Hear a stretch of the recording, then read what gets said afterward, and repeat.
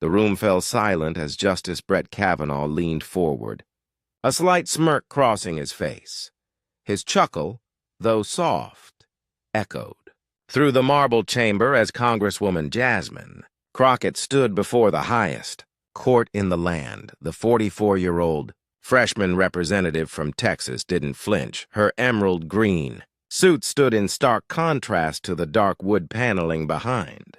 Her Kavanaugh's dismissive laugh during her argument on voting rights protection sent ripples through the gallery, where journalists frantically typed notes, sensing something dramatic was about to unfold. Something funny about constitutional rights, Justice Kavanaugh? Crockett's voice cut through the silence, clear, precise, and sharp as a blade. The question hung in the air like a thundercloud about to break. What happened next left everyone stunned, as the former public defender turned the tables on one of the most powerful jurists in America. This wasn't just another legal argument. It was about to become the moment Jasmine Crockett established herself as a force that even a Supreme Court justice couldn't dismiss with a laugh.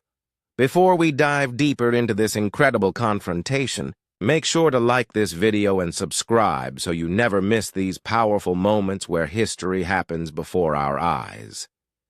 Justice Brett Kavanaugh sat confidently on the bench, his position seemingly unassailable. Appointed in 2018 amid tremendous controversy, the 59-year-old jurist had since become known for his conservative interpretations of law, particularly on voting rights cases. With his Yale law pedigree and years on the federal bench before his appointment, Kavanaugh projected an air of untouchable authority, often displaying impatience with arguments he deemed lacking merit. Across the chamber stood Congresswoman Jasmine Crockett, a relative newcomer to national politics but no stranger to high-stakes legal battles.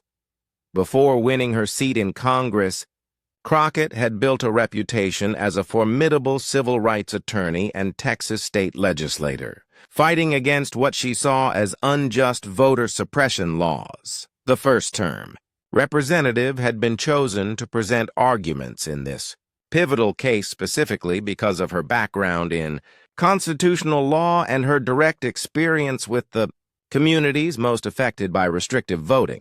Legislation at stake was far more than a single case about ballot access. This hearing had the potential to shape the very foundation of voting rights for the next generation. If Kavanaugh and his colleagues ruled against the protections Crockett advocated, millions of Americans, particularly in minority communities, could face substantial barriers to casting their ballots in upcoming elections. The ruling would reverberate through presidential, congressional, and local contests for decades to come. The tension between these two figures wasn't merely political. It represented a fundamental clash over who deserves easy access to democracy's most basic right. Kavanaugh embodied the establishment perspective that prioritized state control and strict interpretation of voting procedures. Crockett stood for expanding access and removing barriers that disproportionately affected marginalized communities. The visual contrast could not have been sharper. Kavanaugh, in his traditional black robes, sat elevated on the bench, literally positioned above the chamber. Crockett, in her vibrant green suit, stood below, looking up but refusing to be diminished. The power imbalance was obvious. He could interrupt or dismiss her at will. Tradition expected her to show deference no matter how she was treated. But Jasmine Crockett had not come to be deferential. She had come to win. The data clearly shows these ID requirements disproportionately impact low-income communities, Crockett explained, her voice steady as she laid out statistical evidence from 3 separate university studies. She methodically detailed how specific provisions in the contested law would create significant hurdles for elderly voters, people with disabilities, and working-class citizens who couldn't easily take time off to acquire the newly required documentation. Justice Kavanaugh shifted in his chair, tapping his pen impatiently against his notepad. He glanced at his colleagues before leaning toward his microphone. "Congresswoman Crockett," he interrupted, "every state has some form of voter identification requirement. Are you suggesting that all of these long-standing measures are somehow discriminatory?" Crockett paused briefly, then responded, "No, Justice Kavanaugh. I'm suggesting that this specific law creates unnecessary barriers that target certain communities. There's a significant difference between reasonable verification and deliberate obstruction." The tension in the room tightened. Justice Thomas exchanged a glance with Justice Alito, while Justice Jackson straightened in her chair, watching carefully. Crockett pressed on. "Presenting evidence of closed DMV offices in predominantly black counties, making it harder for residents to obtain the required identification." She detailed how the law eliminated Sunday voting, a direct hit on Souls to the Polls programs, in black churches, and reduced early voting, hours that working-class voters relied upon. "These aren't coincidences," she explained, pulling up a graphic showing the racial demographics of the affected districts. "These are targeted measures with predictable impacts." Kavanaugh's expression darkened. "The Constitution doesn't guarantee convenience." "Congresswoman," he said, his tone growing dismissive, "states have legitimate interests in preventing fraud and ensuring election integrity." "With respect," Crockett countered, "there has been no evidence of significant fraud that would justify these specific restrictions. We have to balance the state's interest against the fundamental right to vote." Then it happened. As Crockett cited a precedent from a 1965 case, Kavanaugh's lips curled into a smirk. He let out a soft but audible chuckle, shaking his head slightly as if listening to a naive argument from a first-year law student. The sound reverberated through the chamber. Several journalists looked up from their notepads. "Justice." Jackson's eyebrows rose slightly. The gallery, usually silent as a tomb, stirred with whispers. Crockett stopped mid-sentence. The chamber grew uncomfortably quiet. "Something funny about constitutional rights, Justice Kavanaugh?" she asked, her voice now carrying a steely edge that hadn't been there before. The room froze. Supreme Court justices are rarely challenged so directly. Kavanaugh appeared momentarily startled, unprepared for the confrontation. "I'm simply noting that the precedent you're citing has been substantially narrowed by subsequent rulings," he replied, his tone more serious now. "Then perhaps you could explain your perspective rather than laughing at mine," Crockett responded, "not backing down, because the millions of Americans whose rights are at stake deserve more than a chuckle." Chief Justice Roberts shifted uncomfortably, preparing to intervene, but before he could speak, Crockett continued, her voice gaining strength. "In fact, Justice Kavanaugh, since you find my citation of that case amusing, let me direct your attention to your own words in Crawford v. Marion County." The atmosphere in the chamber shifted. Dramatically, Crockett's team quickly displayed a quote from Kavanaugh's previous ruling on the large screen. The Congresswoman hadn't been baited into an emotional reaction. She had been setting a trap. "In your opinion in Crawford versus Marion County," Crockett continued, her voice clear and confident, "you wrote, and I quote, voting regulations that place disproportionate burdens on identifiable segments of the voting population require heightened scrutiny to ensure the fundamental right to vote is not impaired." The quote glowed on the screen as Crockett let Kavanaugh's own words sink in. Several justices glanced at their colleague, whose smirk had completely vanished. "That was your standard." "Justice Kavanaugh," she said, "precise and measured. And today, I've presented overwhelming evidence that this law places exactly such disproportionate burdens on clearly identifiable segments of voters." Kavanaugh shifted in his chair, suddenly on the defensive. He flipped through his notes, searching for a response. The circumstances in Crawford were different, he began. Different circumstances. Same constitutional principles, Crockett interrupted, pulling up a second quote. In your 2021 speech at Notre Dame, you emphasized that consistency in the application of legal principles is the bedrock of judicial integrity. I couldn't agree more. The chamber was completely silent now. Journalists had stopped typing, transfixed by the unexpected reversal. Justice Jackson's expression remained neutral, but those watching closely noticed the slight upward turn at the corner of her mouth. Let me be clear, Crockett continued, seizing the moment. I'm not here arguing for special treatment for any group of voters. I'm arguing for exactly the standard of review that you yourself established. If we apply your test from Crawford consistently, as you've advocated, then this law cannot stand, she turned to address the full bench. The evidence before you shows that these provisions will prevent an estimated 1.22 million eligible citizens from voting, not because they're ineligible, but because the hurdles are deliberately placed too high. Too high. Crockett then delivered her most powerful point. The right to vote isn't just another legal technicality. It's the right that protects all other rights. When Justice Kavanaugh laughs at concerns about voting rights, he's not just dismissing my argument, he's dismissing the foundational principle of our democracy.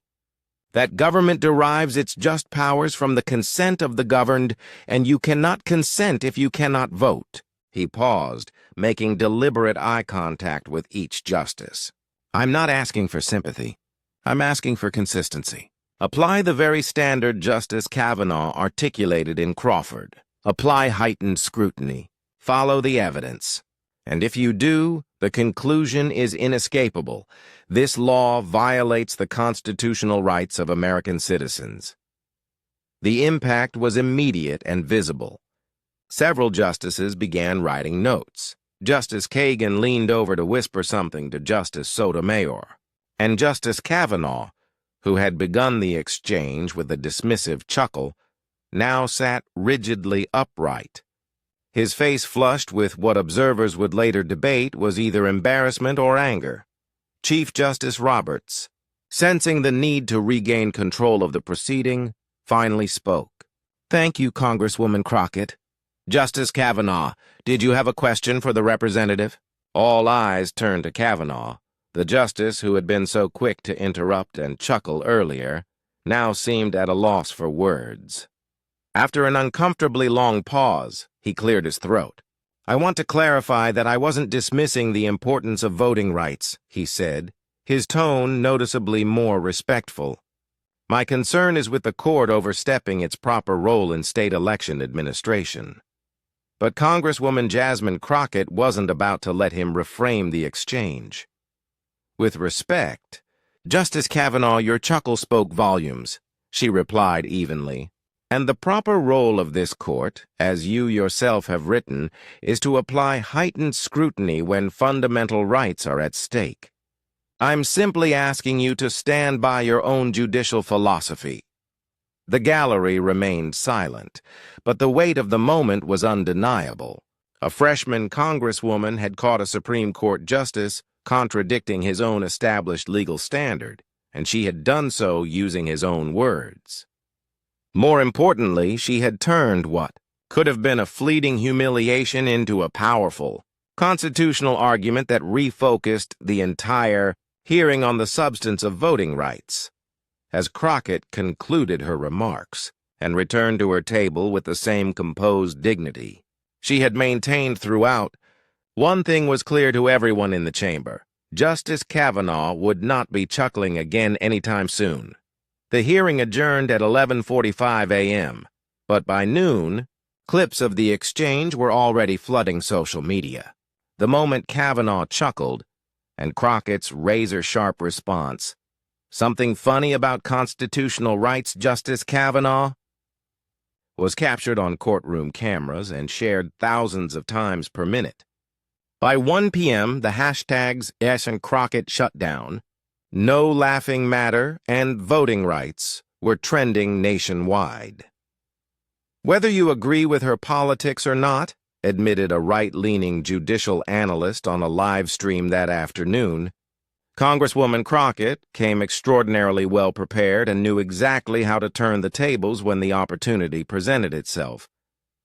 The impact went far beyond viral video chatter. By evening, 3 moderate senators who had been undecided on pending voting rights legislation announced their support for the bill, citing the compelling constitutional arguments they had heard during the hearing. Political analysts quickly noted that this shift could break what had appeared to be an unshakable deadlock. Legal scholars also began publishing early analyses of the exchange. Before today, this was being framed primarily as a case about states' rights versus federal oversight, explained one constitutional law professor. Crockett successfully reframed it as a case about consistency in legal standards and the fundamental nature of voting rights. For Crockett herself, the aftermath was transformative. The freshman congresswoman, previously known mainly in her home state, became a national figure overnight.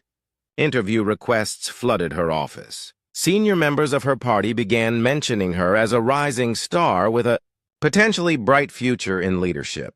What made her response so powerful wasn't just the legal argument, observed a veteran political strategist. It was that she refused to be diminished by a dismissive gesture from someone in a position of immense power. That resonates with anyone who has ever felt ignored or belittled.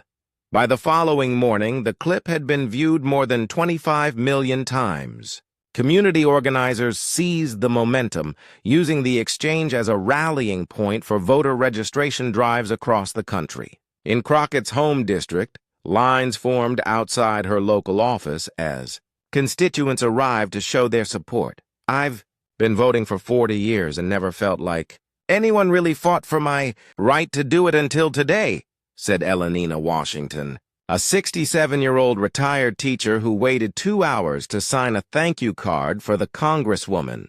Seeing her stand up to that kind of dismissal made me proud. On college campuses, law students organized watch parties to analyze Crockett's legal strategy.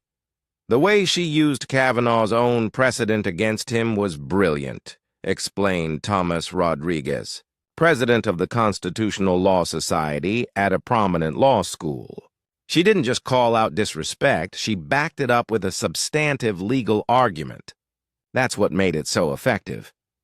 Crockett's office reported receiving over 15,000 emails and calls within 48 hours of the hearing, with supporters from all 50 states offering encouragement. Many shared personal stories about obstacles they had faced in trying to vote. Her staff began compiling these testimonials into a digital archive that would eventually become part of the congressional record. What's remarkable is how many people from different backgrounds feel personally represented by what happened, said Crockett's communications director. This isn't just about a legal argument anymore.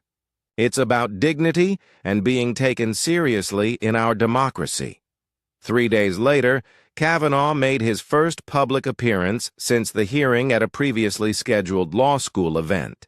Though the moderator avoided directly referencing the exchange, the justice seemed to allude to it indirectly. "The bench and the bar have a responsibility to maintain mutual respect," he said during a discussion on courtroom decorum. "Even in moments of disagreement, discourse should remain professional." Some observers saw this as an oblique acknowledgement that his chuckle had been inappropriate. Others interpreted it as a veiled criticism of Crockett's direct challenge. Behind the scenes, sources close to the court reported that the confrontation had sparked serious discussions among the justices about public perception and courtroom conduct. There's been a lot of soul-searching about how the court is seen by the public, revealed one clerk, speaking anonymously.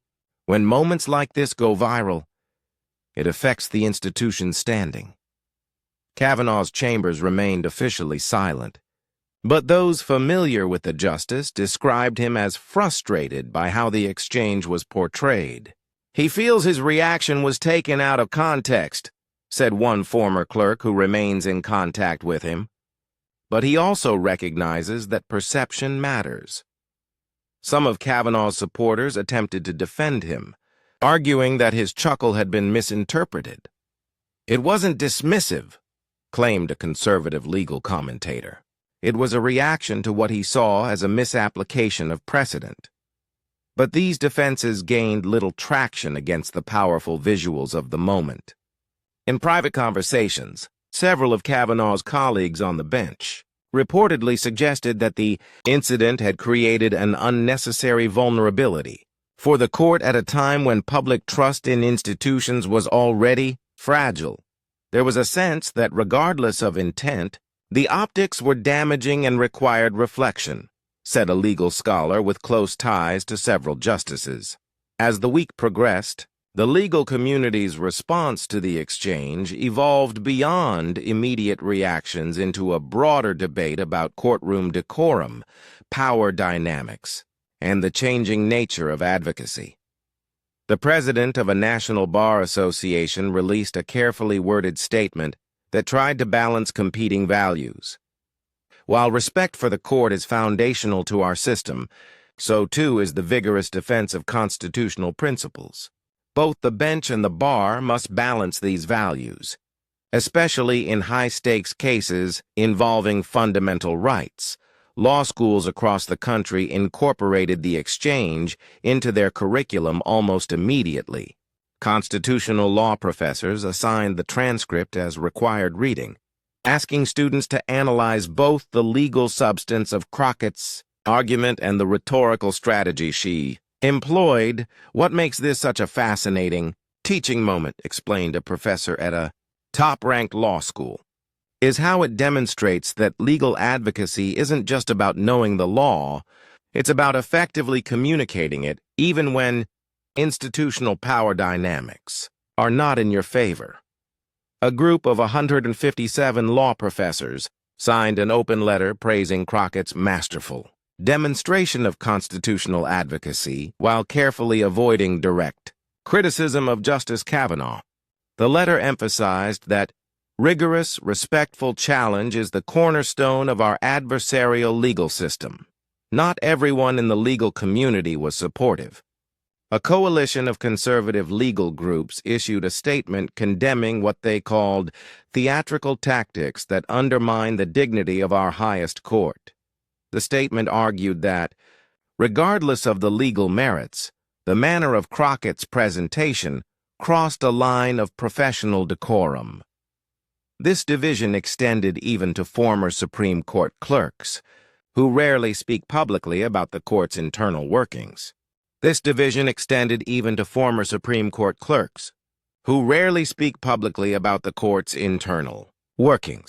There's an unwritten rule that you don't directly challenge a justice's demeanor, explained one former clerk for a conservative justice. But there's also an understanding that respect must flow in both directions.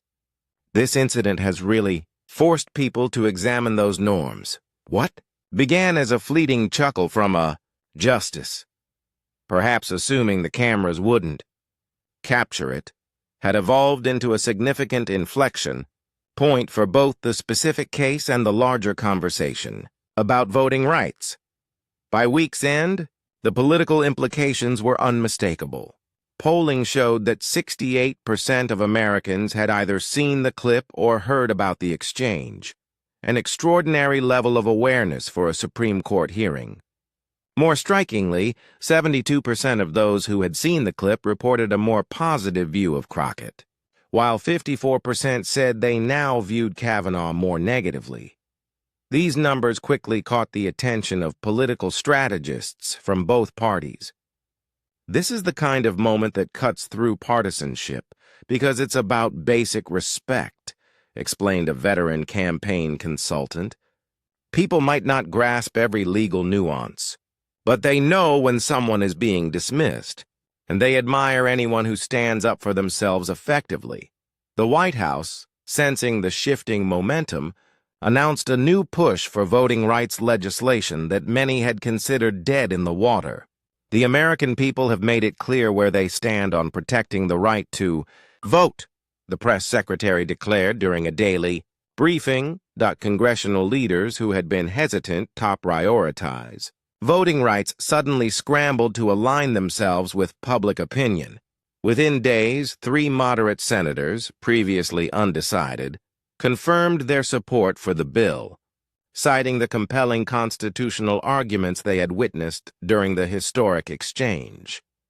Legal experts began speculating about the forthcoming ruling, with many noting that Congresswoman Jasmine Crockett's skillful use of Justice Kavanaugh's own precedent had boxed him into a corner. She essentially created a no-win situation for him, explained a veteran court watcher. If he rules against these voting rights protections, he contradicts the very legal standard he set in Crawford. If he rules in favor, it will look as though he caved under public pressure. Either way, his judicial reputation takes a hit. The most lasting impact, however, was not on Kavanaugh alone, but on public awareness.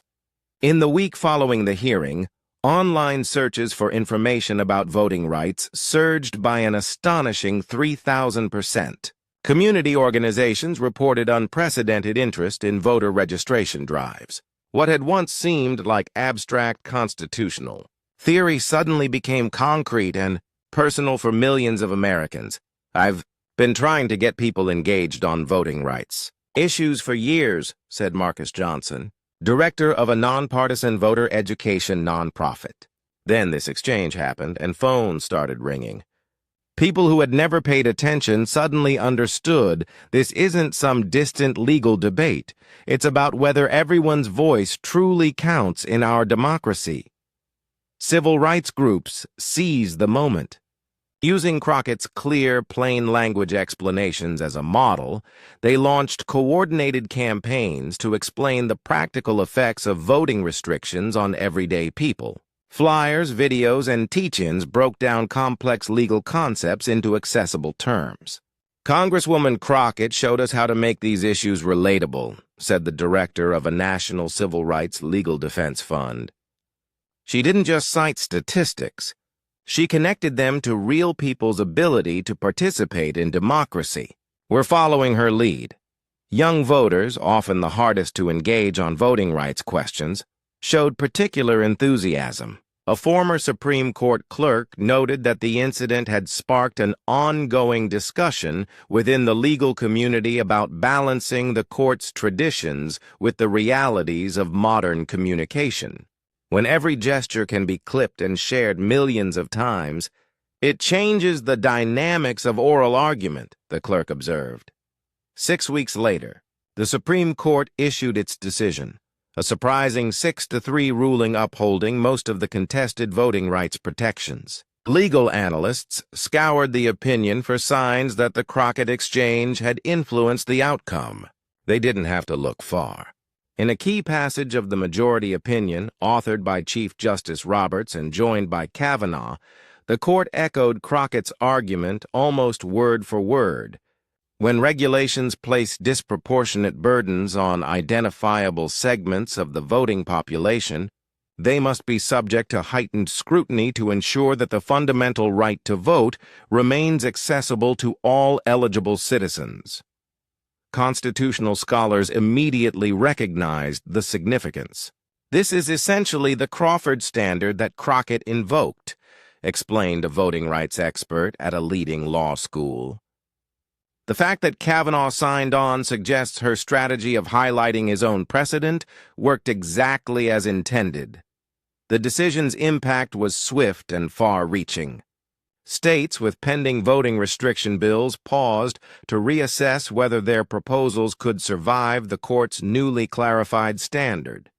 Advocacy groups filed fresh challenges to restrictive laws in federal courts nationwide. Just as striking was the effect on public understanding. A poll conducted the week after the ruling found that 64% of Americans could accurately explain what heightened scrutiny means in the context of voting laws, an extraordinary level of legal literacy for such a technical term.